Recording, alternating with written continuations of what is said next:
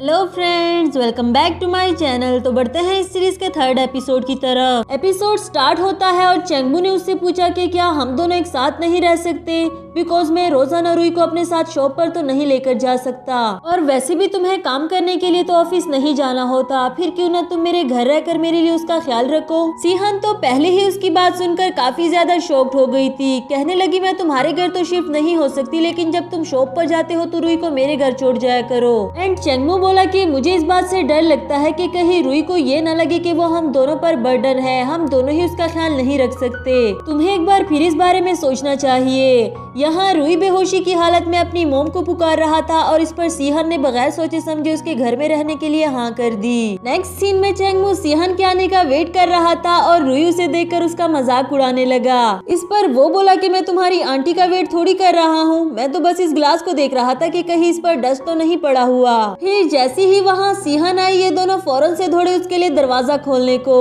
सीहन भी इन दोनों को अचानक से देखकर पूछने लगी, कहीं जा रहे हो क्या? बेचारे चेंगबू को तो समझ नहीं आती कि क्या बोले, मगर छोटू फौरन से बोल पड़ा, हाँ गॉडफादर अपनी शॉप पर जा रहे थे। सीहन ने उसे लेट आने के लिए सॉरी किया और बताया कि मैं रुई का पूरा ख्याल रखूंगी। वो भी इसके आने से काफी ज्यादा खुश था, लेकिन उसके सामने ऐसा दिखाता है जैसे उसे कोई भी फर्क नहीं पड़ा। इसके बाद सीहन को अपना घर दिखाता है, उसे उसका रूम बताया और रुई से कहने लगा कि मेरे जाने के बाद अपनी आंटी को तंग मत करना। रुई उन दोनों को साथ लाकर कहने लगा कि आज से गॉडफादर और मेरी आंटी एक साथ हो गए। उसकी करेक्शन करने के लिए सीहन बोली कि हम दोनों सिर्फ साथ रह रहे हैं, एंड रुई कहने लगा कि एक ही तो बात है। चेंगबू मजीद यहाँ नहीं रुकता और उनको बाय बाय करते हुए चला गया। इसके बाद ये दोनों बैठकर सोचने लगे कि ये लड़का अभी तक इस ब्लैक एंड व्हाइट घर में कैसे रहा, क्या इसे रंगीन चीजें नहीं पसंद, या इसकी लाइफ ही ऐसी ब्लैक एंड व्हाइट है। खैर वो जितना मर्जी बोरिंग हो, लेकिन सीहन को ऐसा रहना बिल्कुल भी नहीं पसंद। उसके घर में रंग बिरंगी चीजें लाकर रखी, जिससे रुई भी काफी ज्यादा खुश हो गया। ये सारा काम करने के बाद रुई को भूख लगी और सीहन की उस दिन बनाई हुई डिश भी इसे पसंद आई थी, इसलिए दोबारा चाहता है कि आंटी इसके लिए वही डिश बनाए। दूसरी तरफ चेंगबू को अपनी शॉप में दिखाया गया, जहाँ भाई ने उसे बताया कि हमारी पिछली स्ट्रीट में एक और डेजर्ट की शॉप बनी है। उसे तो लगा था कि ये एक बैड न्यूज है, मगर चेंगबू ने बताया कि पूरी कंट्री से लोग हमारे कस्टमर चुराने के लिए आते हैं, तो तुम्हें नहीं लगता कि हम ऑलरेडी ही काफी सक्सेसफुल हो चुके। फिर जब चेंगबू को इस बात से कोई फर्क नहीं पड़ता तो भाई भी रिलैक्स हो गया। नेक्स्ट सीन में हमें यंग को दिखाया गया, जहाँ यू के असिस्टेंट ने उसके कहने पर सभी फ्लावर्स यहाँ बाहर रखे थे।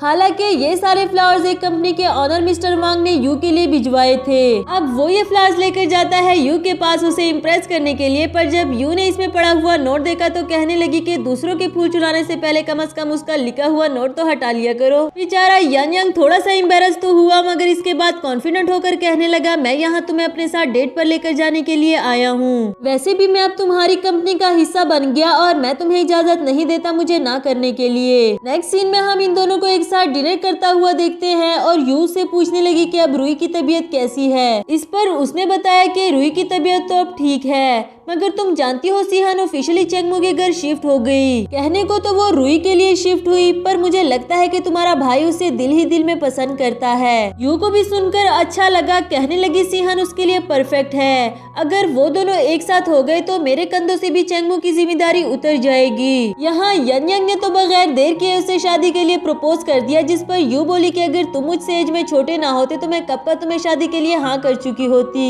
यंग भी इतनी आसानी से तो हार मानने वाला नहीं था और उसका हाथ पकड़कर उसे वहाँ से ले गया। इधर चेंगबू को दिखाया गया, जो एक पेस्ट्री पैक करके घर ले जाने वाला था और भाई को भी उसे टेस्ट करने के लिए नहीं देता, ये कहकर के ये तुम्हारे लिए नहीं। जियान भी उसे जाता हुआ देखकर पूछने लगा कि आज बॉस इतनी जल्दी कैसे चले गए, पहले तो ऐसा कभी भी नहीं हुआ। उन सबको इस बात का शक हो गया कि कहीं बॉस इतनी जल्दी में डेट पर तो नहीं जा रहे थे, पर जियान ये बोला कि तुम लोग भूल गए हो क्या, बॉस आज रुई को शॉप पर लेकर नहीं आए थे, इसीलिए तो आज जल्दी चले गए। एंड सुनियन बोला कि बॉस अच्छे बॉयफ्रेंड बने या ना बने, लेकिन अच्छे फादर जरूर बनेंगे। नेक्स्ट सीन में भाई इन सबको अपने घर ले आया था और एक सीक्रेट बात बताता है कि आज यंग से मेरी बात हुई थी। तुम लोगों को याद है वो लड़की जो बॉस का इंटरव्यू लेने के लिए आई थी, वो रुई की आंटी है। और शॉकिंग न्यूज तो ये है कि वो लड़की हमारे बॉस के घर रहने लग गई। ये सुनकर तो वो सभी अपने बॉस के लिए काफी ज्यादा खुश हो गए कि कम से कम उसने भी अपनी लाइफ के बारे में कुछ न कुछ तो सोचा। नेक्स्ट सीन में चेंगमू अपने घर आता है और ये रंग बिरंगी चीजें देखकर तो हैरान ही हो गया, क्योंकि उसे इन चीजों की आदत जो नहीं। यहाँ ये दोनों एक दूसरे को इल्जाम देने लगे एंड रूही बोला कि गॉडफादर आपको इन चीजों की आदत डाल लेनी चाहिए, वरना तो आप कभी भी शादी नहीं कर सकते। इस पर चेंगमू कोई रिस्पॉन्स नहीं देता और एक कैमरा दिखाया जो कि रूही के डैड ने भिजवाया था, फिर उसे इंस्टॉल करने लगा। तो दूसरी तरफ सीहान वो पेस्ट्री प्लेट में डालकर ले आई और जब उसे पहली बार टेस्ट करती है तो अपनी फीलिंग्स को लफ्जों में बताने लगी। उसे इस टेस्ट की फीलिंग्स इतनी ज्यादा रोमांटिक लगी जैसे दो बिछड़े हुए लोग सालों के बाद मिले हो। चेंगमू बोला कि मैंने अभी तक इस पेस्ट्री का नेम नहीं रखा, अगर तुम्हें ये इतनी ही अच्छी लगी तो इसका नेम भी सजेस्ट कर दो।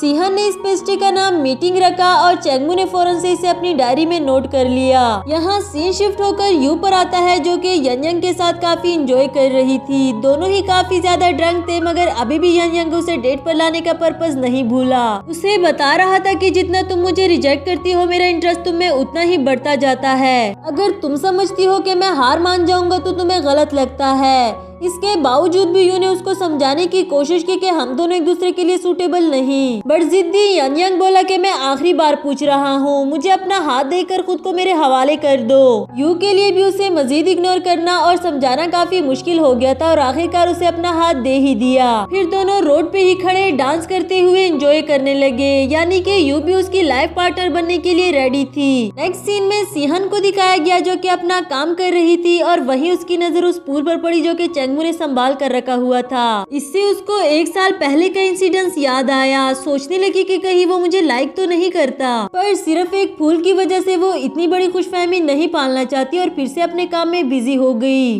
दूसरी तरफ चेंगमू रूही को नहला रहा था, पर उसे तो सिर्फ मस्ती ही सूझती है। चेंगमू के ऊपर पानी स्प्लैश करने लगा। पहले तो उसे मना किया, लेकिन बाद में खुद भी उसके साथ बच्चों की तरह खेलने लगा। यहाँ रूही आंटी को आवाजें देता है कि आंटी जल्दी से आए, गॉडफादर मुझे बुले कर रहा है। जब सीहन पहुंची तो दोनों को डांट रही थी। चेंगमू से बोली कि तुम भी बच्चे के साथ बच्चा बन गए। मैं रूही को सुलाने के लिए लेकर जा रही हूँ, तुम भी जल्दी से शावर ले लो और बाथरूम भी साफ कर देना। रूही फौरन से बोला कि गॉडफादर को ये काम करना नहीं आता, जिस पर सीहन बोली तो कोई बात नहीं, मैं इसे सिखा दूंगी। चेंगमू तो मजे से अपनी शर्ट उतारने लगा कि शायद सीहन मुझे शावर लेना सिखाने वाली है। तो यहाँ सीहन मुँह फेरते हुए कहने लगी, तुम पागल हो गए हो क्या? मैं बाथरूम साफ करने की बात कर रही थी। वैसे पता तो उसे भी बहुत अच्छे से था, मगर जानबूझकर इसे बुले करता है। सीहन भी काफी नर्वस हो गई थी और उसको अपने दिलो दिमाग से निकालने की कोशिश करती है। इसके बाद आधी रात का सीन दिखाया गया जहाँ वो काम करते करते वही सो गई थी और चेंगमू उसे देखकर मुस्कुराने लगा।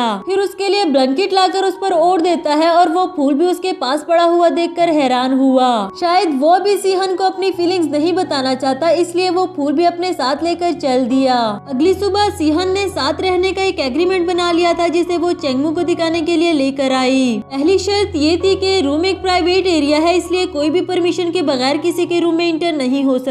दूसरी बात ये कि वो अपना एक्सपेंस खुद उठाएगी और तीसरी शर्त ये थी कि घर में प्रॉपर ड्रेसिंग करनी होगी। चेंगमू उसकी ये सारी बातें मानने के लिए तैयार था, पर एक और पॉइंट ऐड कर दिया कि घर से बाहर जाने से पहले तुम मुझे बता कर जाओगी, बिकॉज मेरे शॉप पर जाने के बाद तुम रूही का ख्याल रखती हो। अगर तुम घर पर नहीं होगी तो इस बात का पता तो मुझे होना चाहिए ना। खैर उसकी ये बात मानना सीहन के लिए भी कोई बड़ी डील नहीं थी। फिर दोनों ने ही एग्रीमेंट पर सिग्नेचर किया। उन दोनों के साथ साथ रूही ने भी अपना थंब प्रिंट बनाया और अपने फैमिली कॉन्ट्रैक्ट को सेलिब्रेट करने के लिए पिक्चर लेते हैं। इसी के साथ हमारा यह एपिसोड भी खत्म हुआ।